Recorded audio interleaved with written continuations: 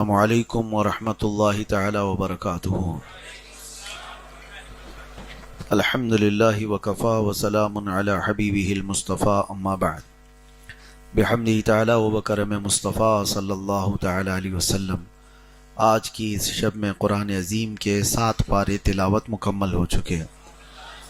اللہ تبارک و تعالی اسی طرح بقیہ قرآن عظیم کو تجوید کے ساتھ تلاوت کرنے اور آپ سب کو خشوع و خضوع کے ساتھ سماعت کرنے کی توفیق عطا فرمائے۔ قرآن عظیم کی صورتوں میں آج سورۃ المائدہ اور سورۃ الانعام کا آدھا حصہ ہم نے تلاوت کیا ہے۔ مائدہ عربی میں کہتے ہیں دسترخوان کو، اور انعام اس میں کئی لغات ہیں، اس کی تفصیل میں اس تفسیر میں عرض کرتا ہوں۔ مائدہ جو دسترخوان کا ذکر کیا گیا ہے، وہ کون سا دسترخوان ہے جس کا ذکر قرآن پاک میں آیا ہے؟ وہ سیدنا عیسیٰ علیہ السلام نے اللہ کی بارگاہ میں دعا کی تھی۔ قال عیسی ابن مریم اللہم ربنا انزل علینا مائدۃ من السماء تکون لنا عیدا لأولنا وآخرنا وآیۃ منک وارزقنا وانت خیر الرازقین۔ عیسیٰ علیہ السلام یوں کہتے ہیں کہ اے اللہ، ہم پر آسمان سے ایک دسترخوان اتار جس میں نعمتیں ہوں، جنتی کھانے ہوں، اور جس دن وہ دسترخوان اترے ہمارے اگلوں اور پچھلوں کے لیے وہ عید کا دن بن جائے۔ یہ الفاظ قرآن پاک میں تکون لنا عیدا لأولنا وآخرنا، ہمارے اگلوں کے لیے اور پچھلوں کے لیے، بعد والوں کے لیے بھی عید کا دن بن جائے۔ کون سا دن؟ عید کا دن تو بنے گا، لیکن کس دن عید ہوگی؟ جس دن دسترخوان اترے گا۔ تو یہ حضرت عیسیٰ علیہ السلام کی دعا تھی۔ تو دسترخوان اتارے جانے کے لیے آپ نے دعا کی، اور اس کے متعلق یہ کہا کہ جس دن دسترخوان اترے گا وہ عید کا دن ہو جائے گا ہمارے اگلوں اور پچھلوں سب کے لیے۔ اسی آیت سے ہم یہ بتاتے ہیں کہ دسترخوان جس دن اترے وہ عید کا دن ہو سکتا ہے، تو پوری کائنات کی رحمت جس دن آئے 12 ربیع الاول، وہ عید کا دن کیوں نہیں ہو سکتا؟ اللہ کے رسول صلی اللہ تعالی علیہ وسلم جس کے صدقے میں پورے دنیا کو دسترخوان ملا، جس کے صدقے میں پوری دنیا کھاتی ہو، وہ جس دن تشریف لائے دنیا میں، کیا وہ دن اگلوں اور پچھلوں کے لیے عید کا دن نہیں ہو سکتا؟ اور اللہ تبارک و تعالیٰ نے قرآن پاک میں یہ فرمایا ہے قل بفضل اللہ وبرحمتہ فبذلک فلیفرحوا۔ اے محبوب، آپ فرمائیں کہ جب اللہ کا فضل اور اس کی رحمت تمہارے پاس آئے تو خوب خوشیاں مناؤ۔ اللہ کا فضل اور اس کی رحمت جب آئے تمہارے پاس تو کیا کرنا ہے؟ تو اللہ کی رحمت کیا ہے؟ وما ارسلناک الا رحمتا للعالمین۔ اپنے محبوب کے لیے اللہ فرما رہا ہے کہ اے محبوب، ہم نے آپ کو سارے جہانوں کی رحمت بنا کر بھیجا۔ تو جو لوگ ہم سے یہ سوال کرتے ہیں میلاد شرک ہے، میلاد کفر ہے، میلاد بدعت ہے، فلاں فلاں چیزیں، اکثر ہم ان سے یہ کہتے بھی ہیں کہ میلاد مبارکہ حضور صلی اللہ تعالی علیہ وسلم کے آنے کا تذکرہ کرنا، پیدا ہونے کا ذکر کرنا، یہ شرک کو کاٹنے والا عمل ہے، شرک کو ختم کرنے والا عمل ہے۔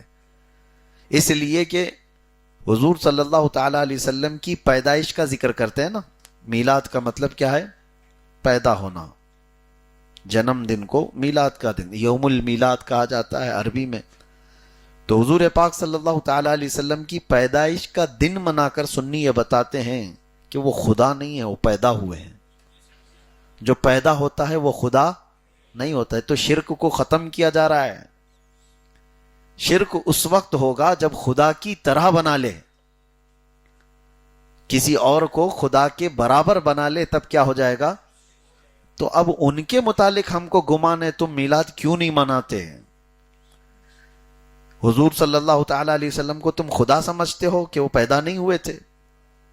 اگر تم خدا سمجھتے ہو تو شرک تم کر رہے ہو، ہم نہیں۔ ہم میلاد مصطفیٰ منا کر کے بتاتے ہیں میرا محمد خدا نہیں ہے۔ اے عقل والو، میرا محمد خدا نہیں ہے، مگر دلوں میں یہ نقش کر لو کہ وہ خدا سے جدا نہیں ہے۔ میں مانتا ہوں اے عقل والو۔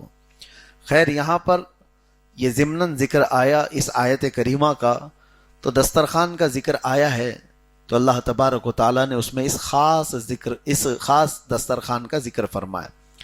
ویسے جو یہ سورہ شروع ہوتی ہے، سورہ مائدہ جہاں سے شروع ہوتی ہے، اللہ تبارک و تعالیٰ نے کئی احکام اس میں بیان فرمائے. اس میں ایک بڑی آیت آئی ہے. یہودی کہتے ہیں اگر ایسی آیت ہمارے دین میں آئی ہوتی، ایسی آیت ہماری کسی کتاب میں آئی ہوتی تو ہم تو اس کو پوری دنیا کی عید مناتے ہیں. وہ کون سی آیت ہے؟ اللہ تعالیٰ نے اسی سورہ مائدہ میں فرمایا الیوم اکملت لکم دینکم واتممت علیکم نعمتی ورضیت لکم الاسلام دینا. اللہ فرماتا ہے یہ آیت جو ہے روایات میں ہے کہ حجۃ الوداع کے موقع پر نازل ہوئی. حجۃ الوداع جانتے ہیں؟ حضور پاک صلی اللہ تعالیٰ علیہ وسلم کا آخری حج، جو اللہ کے نبی صلی اللہ تعالیٰ علیہ وسلم نے اپنی زندگی پاک کا آخری حج فرمایا، وہی ایک حج ثابت ہے. اس حج کے موقع پر یہ آیت نازل ہوئی اور قرآن کی سب سے آخری آیت اس کو بتایا گیا. قرآن کی لاسٹ آیت. 23 سال ہو چکے تھے قرآن کو اترتے ہیں اور آخری آیت تھی یہ جس میں اللہ فرما رہا ہے آج کے دن میں نے الیوم اکملت لکم دینکم، آج کے دن میں نے تمہارا دین کمپلیٹ کر دیا. دین ہمارا مکمل ہو گیا. دین میں اب کوئی شوشہ باقی نہیں ہے. کوئی نہیں کہہ سکتا کہ ادھورا ہے ابھی دین، یا بعد میں کوئی اور آئے گا اور اس کو پھر کمپلیٹ کرے گا. ایسا نہیں. اللہ نے قرآن میں فرمایا میں نے آج کے دن تمہارا دین مکمل کر دیا. وَأَتْمَمْتُ عَلَيْكُمْ نِعْمَتِي، اور میں نے اپنی نعمتیں تم کو تمام کر دی. یعنی دین اسلام یہ پورا جو ضابطہ دیا ہے، ایک نظام دیا ہے، اللہ فرماتا ہے یہ مکمل نعمتیں دے دیا. وَرَضِيتُ لَكُمُ الْإِسْلَامَ دِينًا، اور اللہ فرماتا ہے میں تمہیں اسلام دے کر راضی ہوا. یہ والی جو بات ہے کہ تمہارا دین کمپلیٹ ہو گیا، یہ پچھلی امتوں میں کسی کو نہیں کہا گیا ہے. نہ موسیٰ علیہ السلام کی کتاب میں، نہ داؤد علیہ السلام کی کتاب میں، نہ ابراہیم علیہ السلام کے صحیفوں میں، کہیں پر بھی یہ بات نہیں آئی کہ آج تمہارا دین کمپلیٹ ہو گیا. نہیں، ان کو دین دیا جا رہا تھا، کتابیں دی جا رہی تھی، کچھ چیزیں باقی تھی تو کہا جاتا کہ اگلے نبی اس کو کمپلیٹ کریں گے، اس کے بعد پھر دوسرے رسول آئیں گے، دوسرے رسول کے بعد میں جو رسول آئیں گے وہ اپنی پچھلی شریعت کو ختم کرتے ہیں. مثال کے طور پر حضرت آدم علیہ السلام کی شریعت میں، آدم علیہ السلام کی شریعت میں کچھ چیزیں جائز تھی، بعد میں حضرت نوح علیہ السلام کے آتے ہی وہ چیزیں حرام ہو گئیں. بھائی اور بہن کا نکاح حضرت آدم علیہ السلام کی شریعت میں جائز تھا. وجہ یہ ہے کہ انسانوں کی ابتدا ہی اس وقت ہے، دوسرے کہاں سے ہوتے ہیں. آدم علیہ السلام کی جو اولاد تھی ان میں سے ایک دوسرے کا نکاح جائز تھا. بعد میں جب انسانوں کی تعداد بڑھ گئی تو پھر یہ حرام قرار دے دیا گیا. پھر بہنوں سے نکاح نہیں، یہ شریعت کو، پہلی والی شریعت کو ختم کر دیا گیا. نوح علیہ السلام کی شریعت میں کچھ چیزیں جائز تھیں، پھر اس کے بعد آنے والے نبیوں میں اور آگے آنے والے حضرت ابراہیم علیہ السلام کی شریعت میں وہ چیزیں ختم کر دی گئی. ابراہیم علیہ السلام کی شریعت میں کچھ چیزیں جائز تھیں، اس کو بعد میں آتے ہوئے موسیٰ علیہ السلام، عیسیٰ علیہ السلام کی شریعتوں میں ختم کر دیا گیا. تو ایسے ہی ایک حکم تھا اور اس کو بعد والے رسول آ کر ختم کرتے. اخیر میں آئے محمد رسول اللہ صلی اللہ علیہ وسلم، اور میرے آقا صلی اللہ تعالیٰ علیہ وسلم پر یہ قرآن اترا، اور اس کے بعد پھر یہ اعلان ہو گیا آئی نئی حکومت، سکہ نیا چلے، عالم میں رنگ بدلا، صبح شب ولاد. اب حضور پاک صلی اللہ تعالیٰ علیہ وسلم کے آنے کے بعد پچھلی امتوں کے ساری شریعتیں منسوخ ہو گئی، ختم ہو گئی. حکم چلے گا تو صرف اور صرف قرآن عظیم کا ہوگا. اب یہ کمپلیٹ کرنے والی کتاب آ گئی. ہم نے آج کئی جگہ پر یہ تلاوت کی ہے، وہ مصدقا لما بین یدیہ، یعنی یہ قرآن نئی کتاب تو ہے، حضور صلی اللہ تعالیٰ علیہ وسلم پر اتاری گئی، لیکن پچھلی کتابوں کی یہ تائید کرتا ہے اور تصدیق کرتا ہے. تورات کا، انجیل کا. ایسا نہیں کہ پورا انکار کر دے وہ کتابیں ہی نہیں تھی، نہیں، قرآن ان کتابوں کی تصدیق کرتے ہوئے آیا ہے، ان رسولوں کی تصدیق کرتے ہوئے آیا ہے. قرآن کو ایسا آپ نہ سمجھیں کہ قرآن آنے کے بعد وہ کتابیں سچ تھی نہیں. نہیں، ہمارا ایمان ہے ان کتابوں پر، تورات پر، انجیل پر، زبور پر، لیکن ان کتابوں پر جو اللہ نے اپنے نبیوں پر اتارا تھا، ان کتابوں پر نہیں جو انہوں نے بنا لیا. جو اللہ تعالیٰ نے اپنے نبیوں پر اتارا تھا، وہ کتابوں پر ایمان رکھنا، یہ تو ہمارے ایمان کا حصہ ہے۔ اگر آپ نے ان کتابوں کا انکار کیا تو آپ مومن ہی نہیں۔ تو اب قرآن عظیم کے آنے کے بعد ساری شریعتیں منسوخ ہو گئی۔ اب سنیے، ایک روایت میں بتاتا ہوں۔ بعض لوگ اس چیز کو سوال بھی کر رہے تھے، اس لیے حضرت سیدنا عمر ابن خطاب رضی اللہ تعالیٰ، حضور صلی اللہ تعالیٰ علیہ وسلم بیٹھے ہیں، حضرت ابو بکر صدیق رضی اللہ تعالیٰ عنہ بھی بیٹھے ہیں۔ حضرت عمر کے پاس تورات تھی۔ تورات جانتے ہیں؟ یہ موسیٰ علیہ السلام پر اتاری ہوئی کتاب ہے۔ پچھلی امتیں اس کو پڑھتی رہیں، یہودیوں کیا اس کی تلاوت ہوتی رہی، اس کے احکام چلتے رہے۔ تو حضرت عمر ابن خطاب رضی اللہ تعالیٰ عنہ کے ہاتھ میں تورات تھی، آپ وہ پڑھ رہے تھے۔ دیکھیں، اللہ کی کتاب ہے، ہمارا ایمان ہے اس پر۔ حضور پاک صلی اللہ تعالیٰ علیہ وسلم کا چہرہ سرخ ہوتا رہا اور حضرت عمر پھر پڑھتے رہے۔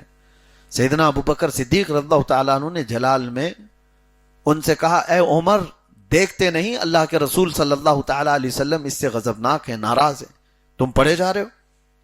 حضرت عمر نے کہا، میں کوئی غلط کتاب نہیں، اللہ کی کتاب پڑھ رہا ہوں جو اللہ تعالیٰ نے اپنے پچھلے نبیوں پر اتارا ہے۔ حضور پاک صلی اللہ تعالیٰ علیہ وسلم نے ارشاد فرمایا، اے عمر، اب دیکھیں یہ بڑا پاورفل جملہ ہے، جو لوگ ان کتابوں میں سے بھی کچھ نکالنے کی کوشش کرتے ہیں کہ اس پر بھی عمل کر لیں گے، اس پر بھی عمل کر لیں گے، ان کے لیے رسول پاک صلی اللہ تعالیٰ علیہ وسلم فرماتے ہیں، قسم رب ذوالجلال کی، عمر، اگر موسیٰ آج زندہ ہوتے تو تورات نہیں میری شریعت کو فالو کرتے۔ اگر موسیٰ علیہ السلام زندہ ہوتے تو وہ میری شریعت کا اتباع کرتے، نہ کہ تورات کو۔ تو جس پر اترا ہے، جس پر اتاری گئی ہے تورات، اس کے بارے میں حضور فرما رہے ہیں، اور پھر حضرت عمر فاروق نے بند کر دیا۔ میرے عزیزو، اسی طرح کی بات حضرت عبداللہ بن سلام، ایک صحابی یہودی تھے وہ، اور ایمان لائے، مدینہ طیبہ کے بڑے عالم تھے، یہودیوں کے عالم، اور وہ جب اسلام لائے تو انہوں نے بہت ساری چیزیں ریسرچ کیا تھا۔ ظاہر سی بات ہے، وہ پڑھے لکھے ہوئے تھے، بہت ساری نشانیاں بھی دیکھے تھے۔ پھر جب اسلام بھی لائے تو حضور صلی اللہ علیہ وسلم کی بارگاہ میں یہ عرض بھی کیے تھے کہ آقا، میں یہودیوں میں جب تھا تو عالم تھا، دعا فرمائیں کہ ایمان لانے کے بعد مسلمانوں میں بھی ویسا ہی علم مجھے ملے۔ تو اللہ کے رسول صلی اللہ علیہ وسلم نے ان کے لیے دعا فرمایا، اور ان کو حبر الامہ کہا گیا، پوری امت کا عالم دین عبداللہ بن سلام۔ سنیے، ہوتا یہ تھا کہ یہودی مذہب میں، یعنی تورات کے اس شریعت کے اعتبار سے، سنیچر کے دن شکار کرنا حرام۔ شریعت موسوی میں سنیچر کو شکار کرنا حرام۔ دوسری چیز، اونٹ کا گوشت کھانا بھی ان کے ہاں حرام۔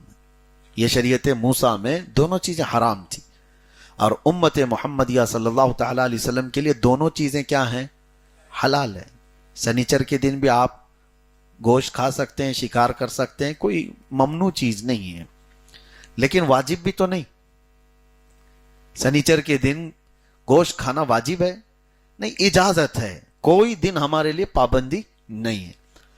اور رہی بات اونٹ کے گوشت کی، اونٹ حلال جانور ہے، امت محمدیہ کے لیے حلال قرار دیا گیا۔ اب اس کو کھا سکتے ہیں آپ، جائز ہے، لیکن ساتھ میں پھر آپ سے پوچھتا ہوں، کھا سکتے ہیں، کھانا واجب ہے؟ کھا سکتے ہیں، واجب نہیں۔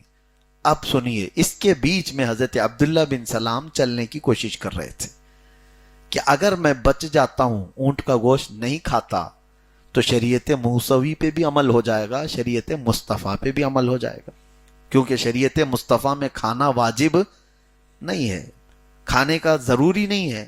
نہیں کھاؤں گا تو حضور پاک صلی اللہ علیہ وسلم کی شریعت پر تو عمل ہو ہی جائے گا، لیکن موسیٰ علیہ السلام کی شریعت پر بھی عمل ہو جائے گا۔ سنیچر کے دن شکار کرنا ضروری تو ہے نہیں اسلام میں، بچ جاؤں گا تو دونوں شریعتوں پر عمل ہو جائے گا۔ ایک صحابی رسول تھے، جلیل القدر صحابی ہیں، وہ جب اس طرح کا راستہ اختیار کرنا چاہ رہے تھے تو رب تبارک و تعالیٰ نے آیت نازل فرمائی، یا ایھا الذین آمنوا ادخلوا فی السلم کافہ، اے ایمان والو، اسلام میں پورے کے پورے داخل ہو جاؤ۔ ہاں، تم آج کے زمانے میں سوچو، وہ صحابی رسول کو اللہ تعالیٰ نے یہ حکم دیا، صحابی رسول کو، حالانکہ وہ احترام مذاہب کے اعتبار سے کرنے کی کوشش کر رہے تھے، پھر منع کر دیا گیا۔ آج کچھ لوگ اس طرح کی باتیں کرتے ہیں کہ تھوڑا ادھر بھی عمل کر لیں گے، ادھر بھی عمل کر لیں گے، دونوں میں ہو جائے گا۔ ہم نان ویج نہیں کھائیں گے تو اسلام میں واجب تو ہے نہیں، لیکن کچھ لوگوں کا دل بھی رہ جائے گا، نہیں کھائیں گے تو وہ بھی راضی ہو جائیں گے اور ادھر بھی کوئی نقصان نہیں ہوگا۔ تو یہ جو آدھا تیتر آدھا بٹیر بننے کی جو کوشش کی جاتی ہے، ان لوگوں کے متعلق قرآن نے کہا پورے کے پورے اسلام میں داخل ہو جاؤ۔ ہاں، اگر اس نیت سے تم اس طرح سے چلتے ہو کہ یہ بھی راضی وہ بھی راضی، تو یاد رکھ لینا پوری زندگی گزر جائے گی، کوئی تم سے راضی نہیں ہوگا، کوئی راضی نہیں ہوگا۔ قرآن میں اللہ نے فرمایا وَلَن تَرْضَ عَنْكَ الْيَهُودُ وَلَا النَّصَارَى حَتَّى تَتَّبِعَ مِلَّتَهُمْ، تم سے یہودی اور عیسائی ہرگز راضی نہیں ہوں گے جب تک کہ تم ان کے دین میں داخل نہ ہو جاؤ۔ یہ قرآن کی آیت میں پڑھ رہا ہوں۔ تو راضی کرنے کے لیے جو چکر چلائے جاتے ہیں اس میں کبھی بھی تم راضی نہیں کر سکتے۔ ہم نے دیکھا ہے آج بھی حالات کو، بیچارے برسوں ان کی خدمت کرنے والے لوگ بھی ایک دن اگر ان سے کوئی ایسی چیز سرزد ہو گئی تو پرانی خدمات سب بھلا دی جاتی ہیں اور مسلمان نام سے ان کو مار دیا جاتا ہے۔ تو یا تو پھر تمہیں سب چھوڑ کر کے اگر وہی چیز پسند ہے تو پھر چلے جاؤ، لیکن اسلام میں رہنا ہے تو اللہ تبارک و تعالیٰ کی رضا کو سب سے بڑی پرائیورٹی، پہلی ترجیح کہ اللہ تبارک و تعالیٰ کی رضا اور اس کے رسول کی رضا، یہ سب سے پہلی چیز ہے ہمارے۔ دنیا روٹتی ہے تو روٹے، وہ سب کبھی راضی ہو نہیں سکتے۔ یہ آیتیں میں نے آپ کے سامنے تلاوت کی، اور اسلام کے بارے میں اللہ کیا فرماتا ہے، وَرَضِيتُ لَكُمُ الْإِسْلَامَ دِينًا، میں تمہیں اسلام دے کر راضی ہوا۔ یہ اللہ کا پسندیدہ دین ہے۔ کبھی آپ اندازہ کرتے ہو چلتے پھرتے آپ مسلمان ہوئے، تمہارے گھروں میں اسلام ہے، یہ بائی برتھ آپ کو مل گیا ہے، بغیر محنت کے ملا ہے، اسی لیے مسلمانوں کو اس کی قدر نہیں ہے۔ یہ اتنی بڑی نعمت ہے کہ اس دین کی خواہش پچھلے نبی کیا کرتے تھے۔ بنی اسرائیل کے انبیاء اکرام خواہش کرتے تھے کہ اللہ آخری نبی کی امت میں ہمیں پیدا کر دے۔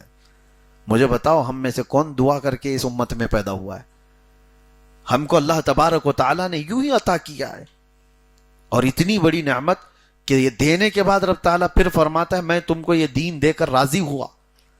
پچھلی امتوں پر بھی اللہ تعالیٰ نے دین اتارے ہیں، موسیٰ علیہ السلام ہو، عیسیٰ علیہ السلام ہو، ابراہیم علیہ السلام، ان کی سب امتوں کو جو جو شریعت دی گئی، کہیں پر بھی اللہ تعالیٰ نے یہ نہیں فرمایا کہ میں تمہیں دین دے کر راضی ہوا۔ اسلام کے متعلق اللہ تعالیٰ فرماتا ہے میں نے کمپلیٹ کر دیا دین جو ہے، اب یہ قیامت تک یہی چلے گا اور تم کو دے کر راضی ہوا۔ انکمپلیٹ کچھ بھی نہیں ہے اس کے اندر۔ اور ایک چیلنج ہے ہمارا، ہے پوری دنیا بھر کے جتنے بھی مذاہب کو فالو کرنے والے لوگ ہیں، وہ انسانی زندگی کے ہر شعبے کا حل اپنے مذہب سے لا کر کے دکھائیں، نہیں ہوگا۔ بہت ساری جگہوں پر کچھ تو ایسے ہیں ہوا میں اڑتے ہوئے مذہب ہیں، ان کی نہ کتاب ہے نہ کوئی چیز ہے، وہ چلتے پھرتے دین ہیں، ان کا کچھ ہے ہی نہیں۔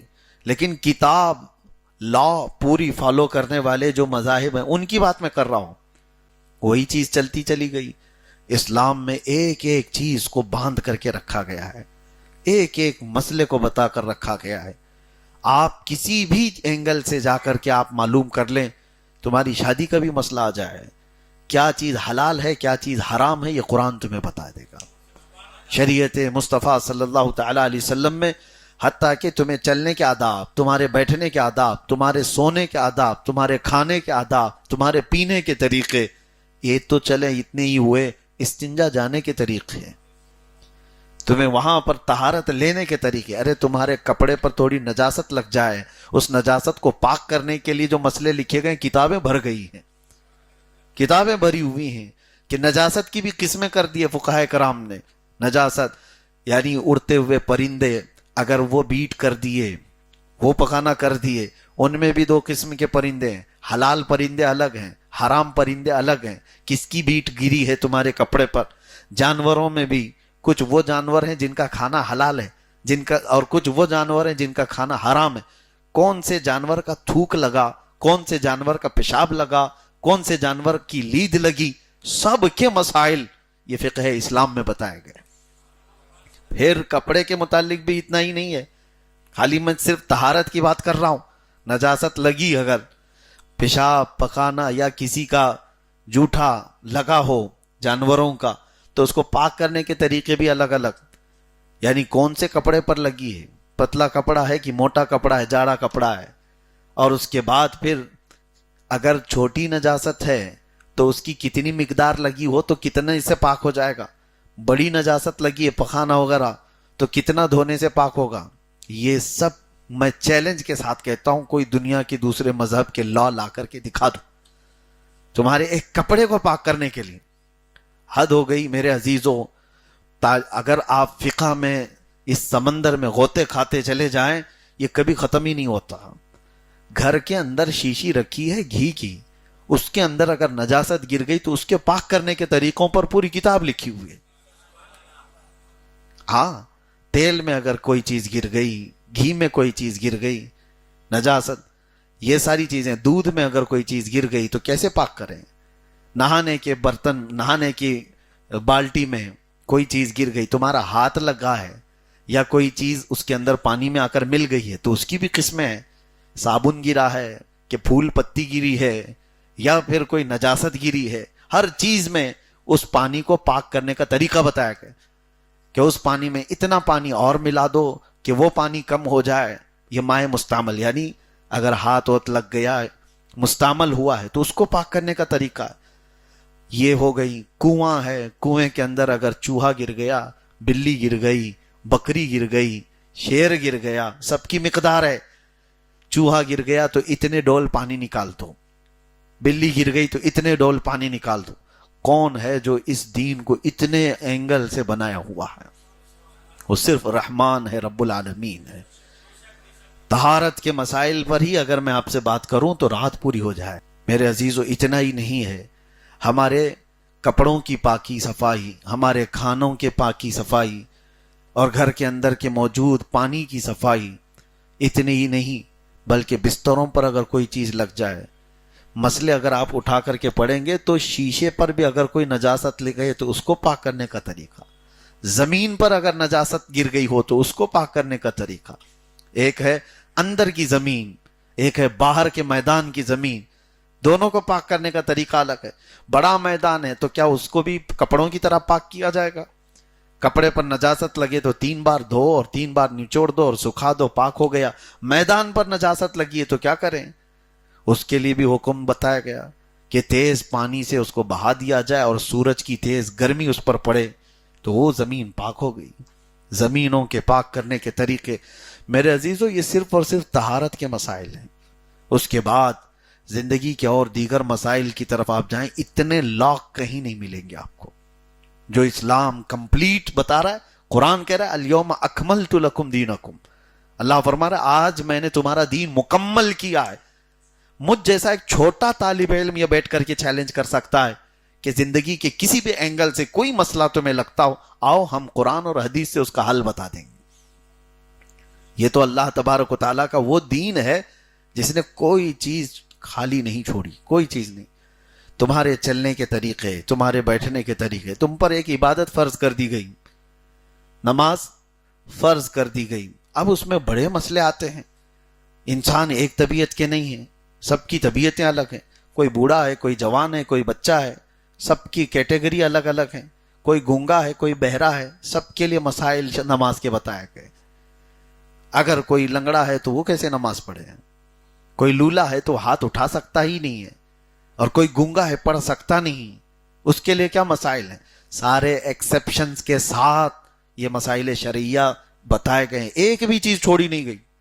آپ کے ذہن میں کوئی چیز گزر رہی ہو تو بتاؤ، اسلام اس کا بھی جواب دیا ہوا ہے. صرف تنہا امام اعظم ابو حنیفہ رضی اللہ تعالیٰ عنہ نے 80 لاکھ مسئلوں کا حل بتایا ہے. باقی اماموں کی بات تو چھوڑے، ان کے مسائل سے جو اخذ کیا گیا ہے تو فقہ حنفی آج دنیا کے 1-2 نہیں تقریباً ممالک کئی کنٹری ایسی ہیں اسلامک کنٹریز جہاں کے لا جو چلتے ہیں وہ امام اعظم ابو حنیفہ کی فقہ پر چلتے ہیں، ان کی فقہ پر چلتے ہیں. خرید و فروخت کی بات آئے، اللہ اکبر، ہم نے تو پوری اتنی بڑی بڑی مجلد کتابیں دیکھی، پوری پڑھ بھی نہیں پاتے تھے 6 مہینے صرف خرید و فروخت کے معاملات پر. اور اس میں آپ کو ایسا لگتا ہوگا خرید و فروخت میں کیا مسئلہ ہوگا، گیا یوں لیا اور آ گیا. شریعت اسلامیہ نے ہر اینگل سے بتایا ہے. تم گھوڑا خرید رہے ہو کہ کپڑا خرید رہے ہو کہ غلام خرید رہے ہو کہ سامان خرید رہے ہو، اور ہر چیز کی الگ الگ ویلیو بتائی گئی ہے، اور تمہیں کتنے دن کا اختیار ہے خریدنے والے کو اور بیچنے والے کو. خیار عیب ہے، خیار شرط ہے. یہ مسائل میں اس لیے آپ کو بتا رہا ہوں، اسلام اتنا کمپلیٹ ہے کہ ایک سوراخ بھی اس میں باقی نہیں ہے، ایک سوراخ بھی باقی نہیں ہے. بازار میں جاؤ اور تمہارے لیے سارے مسائل شریعت طاہرہ نے لکھ کر رکھے. حتیٰ کہ آج کرپٹو کرنسی آئی ہے، آج کے زمانے میں ڈیجیٹل کرنسی کا دور ہے، آج شیئر مارکیٹ کے مسائل ہیں. لیکن کوئی یہ کہہ سکتا تھا کہ 1400 سال پرانا دین شیئر مارکیٹ کو کیا بتائے گا، کرپٹو کرنسی کو کیا بتائے گا؟ بلکہ 1400 سال پہلے ہی میرے آقا صلی اللہ تعالی علیہ وسلم کے صحابہ میں جو لین دین ہوا اسی کو اخذ کر کے آج کے فقہائے کرام نے اس کرپٹو کرنسی کے بھی مسائل کا حل بتایا ہے، آج کے شیئر مارکیٹ کے مسائل کا بھی حل بتایا. اسلام پورا ایسا نہیں ہے کہ اب کچھ لوگ یہ اعتراض کریں کہ کہاں لکھا ہے. اسلام جو ہے وہ تھیوری بتاتا ہے، تھیوری ہے، بہت ساری چیزیں، فارمولے ہیں، کچھ ایسے فارمولے ہیں اس پر تم قیامت تک دیکھتے جاؤ. ایک ہی میرے آقا صلی اللہ علیہ وسلم کا جملہ ہے، کل مسکر حرام، ہر نشہ لانے والی چیز حرام ہے. اب تم اس کا نام وسکی رکھو، ووڈکا رکھو، کریزی واٹر رکھو، کچھ بھی رکھو، لیکن اگر وہ چیز اس کے اندر آ گئی، حضور نے کیا فرمایا، کل مسکر حرام، ہر نشہ لانے والی چیز حرام. یہ ہے فارمولا، نام نہیں دیے گئے ہیں کہ یہ والی شراب حرام ہے، ہاں دیسی شراب نہیں حرام ہے، فلاں کی شراب حرام ہے. ناموں کا کیا ہے؟ حضور نے کوالٹی بتائی، جس چیز کے اندر ابھی نشہ آتا ہو وہ چیز حرام ہے. اب اس میں نئے نشے جتنے بھی آئیں، بچوں نے بہت کچھ ایجاد کر لیے ہیں، بہت کچھ. یہ تو کھانے پینے کی چیزیں اور گاڑیوں کے پیٹرول بھی نہیں چھوڑتے، نشہ کرنے کے لیے وہ بھی چیزیں آج استعمال ہو رہی، وائٹنر ہوئے، پتہ نہیں کون سا بٹن ہے، کون سی چیز بچ گئی بیچارے یہ نشیڑیوں سے، یہ سب کھا جاتے ہیں. میں تو یہاں تک دیکھا کہ جیل کے اندر چرس گانجا نہیں مل رہا ہے، بہت پابند. کئی مرتبہ ایسا ہوا کہ جو ایڈکٹڈ ہیں ان کو نہیں ملتی چیز، تو حد ہو گئی. مجھے آج یاد آ رہی، رمضان کے موقع پر ہی ایک اور طریقہ تھا، چھپکلی کو مارتے تھے، اور چھپکلی کو مار کے اس کی دم کو وسیع گر جاتی ہے، اس کی دم کو جلاتے ہیں، جلا کر کے پھر پتوں میں اس کو پیس کر کے اور اس کے ساتھ اس کی بیڑی پیتے ہیں. کہتے ہیں بہت زبردست نشہ ہوتا ہے. معاذ اللہ رب العالمین. کہیں آپ کو ایسا نہ لگے میں نے کوئی فارمولا آپ کے سامنے چھوڑا ہے. کوئی بھی اس طرح کی عادت والا ہے تو توبہ کرے. ہاں یہ کوئی لطیفہ نہیں ہے، مذاق مستی نہیں ہے. میں نے جو زندگی میں وہاں ان کے طور طریقے دیکھے، ہر راستے کو اختیار کیا، لیکن کوئی یہ نہیں کہہ سکتا کہ یہ تو نئی چیز ہے، اس کا اسلام میں کہیں ذکر نہیں. اللہ کے نبی نے کیا فرمایا، ہر نشہ لانے والی چیز حرام، وہ چاہے کسی بھی ذریعے سے ہو. کچھ اگر کیمیکل سونگھنے سے کسی کو نشہ آتا ہے تو وہ بھی حرام کی مقدار ہے. کوئی چیز سونگھنے سے ہی آتا ہے. حتیٰ کہ فقہ میں یہ بھی بتایا گیا ہے کہ بھوکے تھے آپ بہت دیر تک بھوکے تھے، دن بھر، اور رات کو خوب پیٹ بھر کر چاول کھا لیا، اور چاول سے نشہ آتا ہے. پکے ہوئے چاول سے اگر پیٹ بھر کر کے کھا لیا اور غنودگی آ رہی ہے، آپ کو دماغ پر چڑھا ہوا ہے، تو وہ کھانا آپ کا حرام ہو گیا، کیونکہ وہ نشہ لایا ہے. حالانکہ حلال چیز کھائی ہے آپ نے، لیکن اتنی مقدار میں کھایا اس حلال کو کہ وہ نشہ ہو گیا. بات یہ کر رہا تھا کہ اسلام نے کسی شوشے میں چھوڑا نہیں، کسی شوشے میں نہیں. وہ کس حد تک آپ سوچ سکتے ہو وہاں اسلام نے اپنے دروازے بند کر کے دکھا دیے ہیں کسی بھی راستے سے. یہ چاہے برائیوں کے راستے ہوں. لوگ آج سوچتے ہیں کہ جتنے قانون بنے ہر سال پارلیمنٹ میں بیٹھ کر امینڈمنٹ کرنا پڑتا ہے. پچھلا والا قانون اب ناکافی ہو گیا ہے, تھوڑا سا اس میں امینڈمنٹ لایا جائے, سزا بڑھا دی جائے. اسلام میں امینڈمنٹ کرنے کا اب کوئی چانس نہیں, کوئی دوسرا نبی آنے والا نہیں. جو رسول پاک صلی اللہ تعالی علیہ وسلم نے فرمایا زنا کی جو سزا مقرر کر دی گئی وہ قیامت تک کی ہوگی, اس میں امینڈمنٹ نہیں ہے چوری کے لیے. لیکن یہ اتنا آسان نہیں ہے, اس کے قانون اتنے بنائے گئے زنا پر سزا دینے کے لیے, چوری پر ہاتھ کاٹنے کے لیے.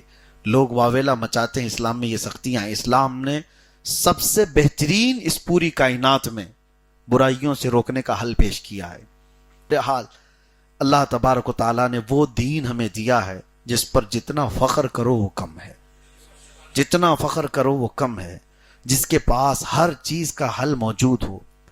دنیا پیاسی ہے آج اپنے دلوں کا اطمینان دیکھنے کے لیے, اور اللہ تعالیٰ نے تمہیں کھول کر کے بیان کیا ہے تمہارے دل کا قرار کہاں ہے, تمہارے آنکھوں کی حیا کہاں ہے, تمہارے جسموں کا سکون کہاں ہے. ہر شے کو اللہ تعالیٰ نے تمہارے اس دین میں بتایا ہے. عورتوں کے پاس جانے کے حقوق کس طرح کے ہیں, اولاد کی تربیت کیسی ہے, تمہارے رشتوں میں کیسے محبتیں. مجھے تو حیرت ہوتی ہے, امریکہ والے کچھ ہمارے پاس بات کرتے ہیں, کہتے ہیں وہاں پر ایک دن منایا جاتا ہے, وہ گرینڈ فادر گرینڈ مادر جو ان کے ہوتے ہیں, دادا یا دادی, بچے اگر ان کو دیکھنے کے لیے آ جائیں تو وہ ان کی عید کا دن ہوتا ہے. یعنی پورا گھر سجا دیتے ہیں کہ پوتا آیا یا پوتی آئے. میں نے پوچھا یہ کیا دن ہے, یہ grand father day grand mother day یہ کتنے ڈے کیا ہیں. کہا کہ ہوتا یہ ہے کہ وہ زندگی بھر کبھی اپنی اولاد کو دیکھ ہی نہیں پاتے, یہ نظام ہی نہیں ہے. جیسی ہی بچہ تھوڑا سا بڑا ہو گیا ہو تو ماں باپ سے بھی وہ دور ہے. یہ اللہ کا بڑا احسان ہے کہ ابھی ہماری روایات باقی ہیں اور ہم جوائنٹ رہتے ہیں, بھائیوں کو دیکھتے ہیں, ماں باپ کو دیکھتے ہیں, دادا دادی نانا نانی. یہ تو تصور ہی ختم ہو گیا, اور دنیا نے نظام ہر نظام پر حملہ کیا ہے.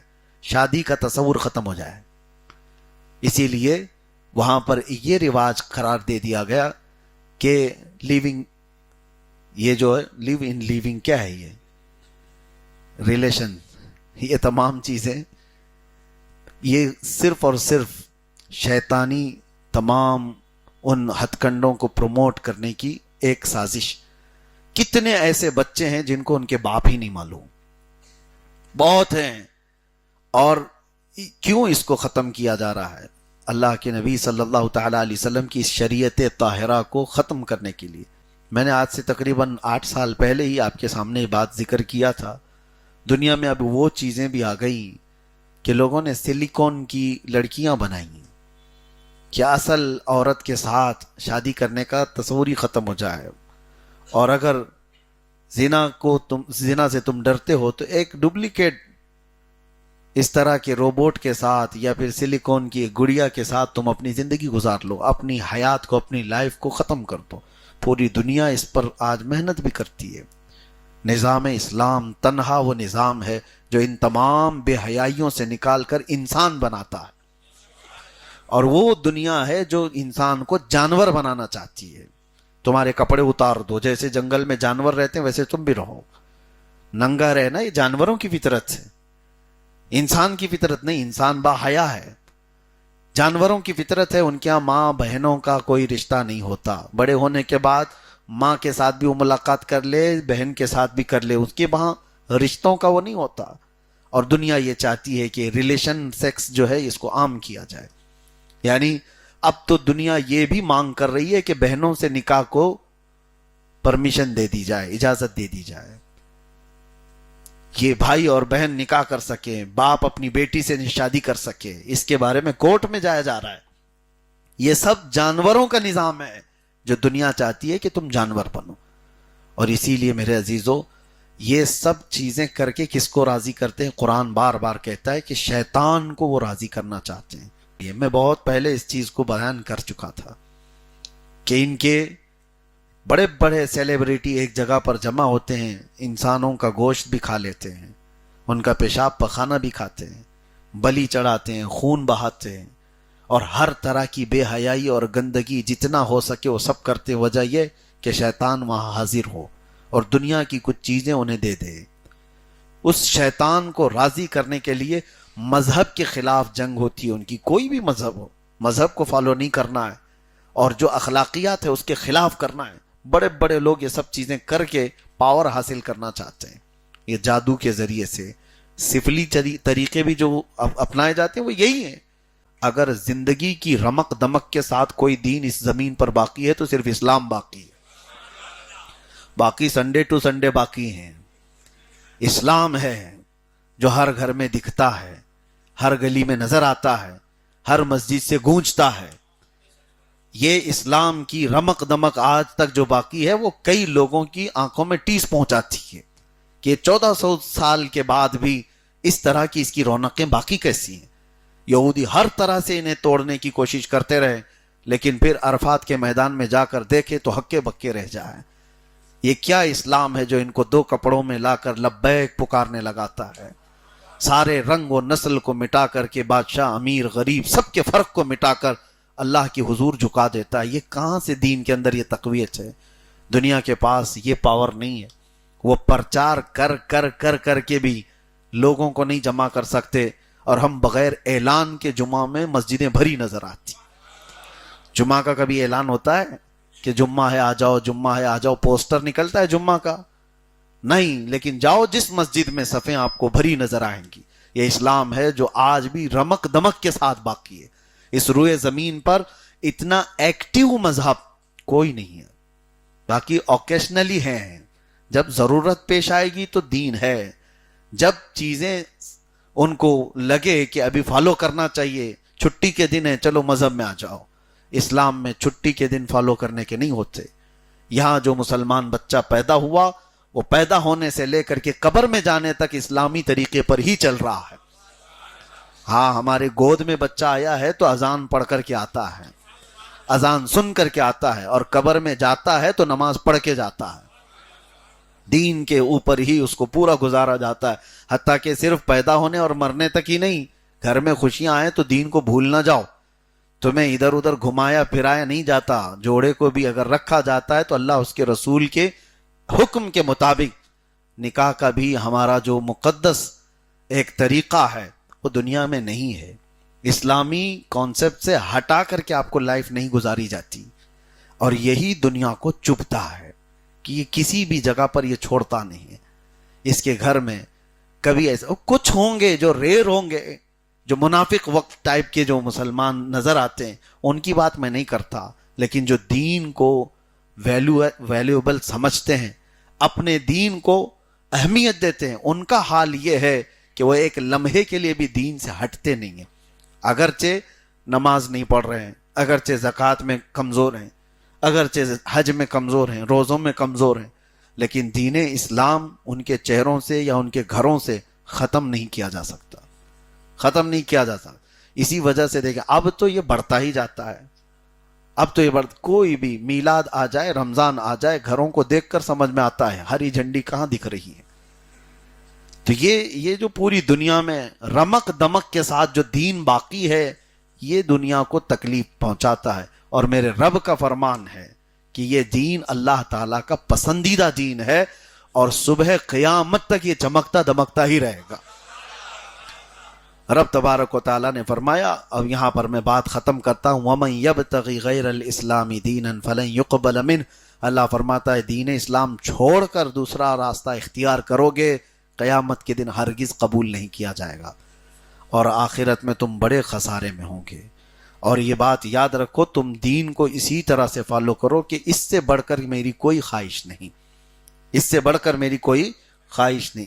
ایک بات میں نے اس سے قبل بھی بتایا تھا، ایک فرانس کی لڑکی کے متعلق، وہ ایمان لائی تھی، عیسائی لڑکی، اس کا انتقال ہوا۔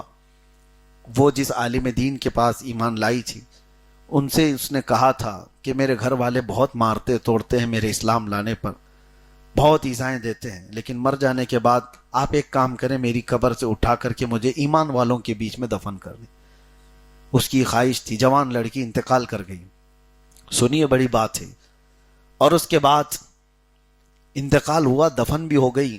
وہ عالم دین کہتے ہیں کہ میں اچانک اس کی قبرستان گیا، یہ عیسائی قبرستان تھا، تو اس کی قبر تازی قبر تھی، اور جا کر کے میں نے سوچا کہ اس بچی کی وصیت تھی، ان کے ہاتھ پر ایمان لائی، ان سے قرآن پڑھی، اس کو ٹرانسفر کر دوں، لے کر کے آ جاؤں ایمان والوں کے قبرستان میں۔ کھول کر کے دیکھا تو وہ لڑکی ہی نہیں وہاں پر، وہاں پر تو ایک داڑھی والے کوئی عالم دین سوئے ہیں، اور شکل صورت سب مسلمانوں کی دکھتی ہے۔ تو یہ گھبرا کر کے جلدی سے بند کر کے آئے، بہت اچھی طرح سے چیک کیا، ہاں وہی قبر ہے، ساری چیزیں وہی ہیں۔ خیر بات آئی گئی، وہ حج پر تھے اسی سال۔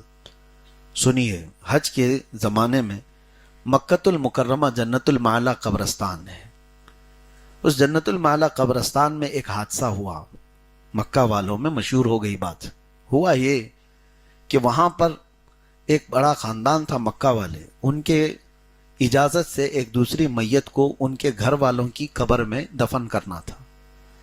گھر والوں نے کہا کہ ٹھیک ہے، وہاں تو قبریں کھود دی جاتی ہیں، تو جس قبر کو کھودی گئی وہ ایک عالم دین کی تھی، وہ جو مکہ کے رہنے والے تھے، تو لوگوں کو سب پتا تھا کہ ابھی ان کا انتقال ہوا اور اس قبر میں ان کو دفن کیا گیا، لیکن اس کو کھود کر دوسرے کو وہاں پر دفنا رہے تھے۔ تو دیکھا گیا کہ وہاں پر ایک خوبصورت لڑکی سوئی ہوئی ہے، تو لوگوں کو حیرت ہوئی کہ یہاں اور یہ جسم تازہ بھی ہے۔ یہ بات پھیل گئی کہ پھر وہ کہاں ہے، اس کی قبر کہاں ہے جس کو ہم نے دفن کیا اس قبر میں؟ تو وہ جو فرانس کے رہنے والے عالم تھے، ان کے کانوں میں یہ بات آئی کہ ایسا کچھ مکہ کے قبرستان میں دیکھا گیا۔ وہ قریب آئے دیکھنے کے لیے، لاش دیکھا تو فوراً پہچان گئے، یہ وہ لڑکی ہے جو میرے ہاتھ میں اسلام قبول کی، اور اس کو وہاں دفن کیا گیا تھا عیسائی قبرستان میں، لیکن یہ یہاں کس طرح سے ہے مجھے اندازہ نہیں۔ پھر انہوں نے کہا حادثہ تو ہمارے ہاں بھی ہوا ہے، میں نے ایک داڑھی والے شخص کو ہمارے علاقے کے عیسائی قبرستان میں دیکھا۔ تو شکل و حلیہ پوچھا گیا تو ہو بہو وہی شکل و حلیہ انہوں نے بتایا جو مکہ کے عالم کی قبر میں تھا۔ تو یہ ٹرانسفر ادھر کا ادھر، ادھر کا ادھر کیسے؟ ایک بڑا مسئلہ تھا یہ، سنیے اس کو، یہ ہر ایک کے لیے میں نصیحت کر رہا ہوں۔ اس خاتون سے جا کر پوچھنے کے لیے بڑے علماء گھر گئے، اس عالم دین کی بیوی سے جا کر کے پوچھا کہ تمہارے شوہر کا جو انتقال ہوا کیا تمہارا خیال ہے؟ کہا بہت اچھے پرہیزگار تھے، علم بھی اچھا، عبادت بھی اچھی، سب چیزیں اچھی تھی۔ کہا تو پھر کیسے ایسا ہو سکتا ہے؟ آپس میں ایک دوسرے سے لوگ بات کر رہے تھے، بیوی نے پوچھا ہوا کیا ہے یہ تو بتاؤ۔ لوگ بتا نہیں رہے تھے۔ بعد میں لوگوں نے بتایا اس کی بیوی سے کہ دراصل ایک حادثہ ہوا ہے، جس قبر میں تمہارے شوہر کو دفن کیا گیا تھا وہاں فرانس کی ایک عیسائی لڑکی سو رہی ہے جو اسلام لائی تھی، اور تمہارے شوہر کو فرانس کے عالم نے بتایا کہ ان کو وہاں دیکھا گیا ہے ان کے قبرستان میں، عیسائیوں کے۔ تو اتنا سنتے عیسائیوں کے قبرستان میں بیوی چیخ مارتی ہے اور روتے ہوئے کہتی ہے میں کہتی تھی میرے شوہر سے بار بار، میں کہتی تھی بار بار۔ تو علماء نے پوچھا کیا کہتی تھی؟ کہا کہ وہ سب کچھ اچھا تھا، لیکن ایک بار مذاق میں یوں کہتا تھا کہ عیسائیوں کا مذہب کتنا اچھا ہے کہ جنابت میں ان کے ہاں غسل نہیں کرنا پڑتا ہے، ہمارے ہاں جنابت احتلام ہو جائے، ناپاکی ہو جائے تو غسل کرنا واجب ہے، عیسائیوں کے ہاں واجب نہیں ہے۔ تو یہ مذاق میں میرا شوہر کہتا تھا عیسائیوں کا مذہب کتنا اچھا ہے کہ وہاں غسل کرنا واجب نہیں ہے۔ میں بولتی تھی کہ اس طرح کی باتیں نہ کرو۔ وہ زندگی میں اس کی تعریف کرتا رہا، علماء ہکے بھکے رہ گئے، اور یہ ایسی عبرت کی چیز ہے، علماء نے اس کو لکھا، زندگی میں جو اسلام کو چھوڑ کر دوسرے راستے کو اختیار کیا، اللہ نے دنیا ہی میں قبر میں اس کو بدل دیا ہے۔ یاد رکھو میرے عزیزو، اللہ نے وہ نعمت تمہیں دی ہے، اس کو ٹھکرانا نہیں کبھی، اس کو ہلکا بھی مت سمجھنا، اور یہ سمجھنا میرے نبی کی شریعت سے بڑھ کر دنیا میں کچھ ہے ہی نہیں، اس کے علاوہ کوئی راستہ ہی نہیں۔ بے ان کے واسطے خدا کچھ عطا کرے، ہاشا غلط غلط یہ ہوس بے بسر کی ہے، بخدا خدا کا یہی ہے در، نہیں اور کوئی مفر مقر، جو وہاں سے ہو یہیں آ کے ہو، جو یہاں نہیں تو وآخر دعوانا ان الحمد للہ رب العالمین۔